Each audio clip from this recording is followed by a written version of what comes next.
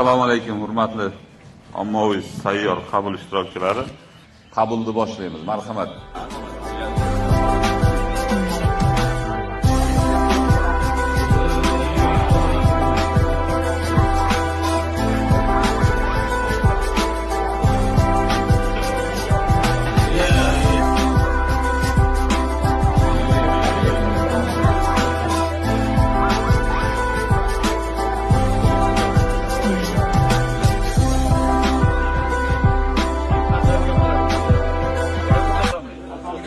Zaxiradan 2 milliard so'm pul ajratasizlar. Shu 2 milliard doirasida asosan obodonlashtirish bo'yicha, uylar bo'yicha, освещение, trotuar, boshqa masalalar bo'yicha 4 ta mahallaga mana shu ishlatasizlar shuni. Shu yerda bugun ertan hammasini ko'rib, yechib keyin ketasizlar.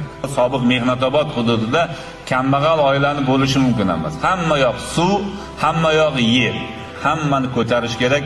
4 ta mahallada mana zordor 10 kunlik e'lon qilinib, hamma joy ag'darilib, tozalanib, hozir ham ekin eksa bo'ladi. Hozir ham ekinni ekib, hamma joyda chiroyli qo'yish kerak.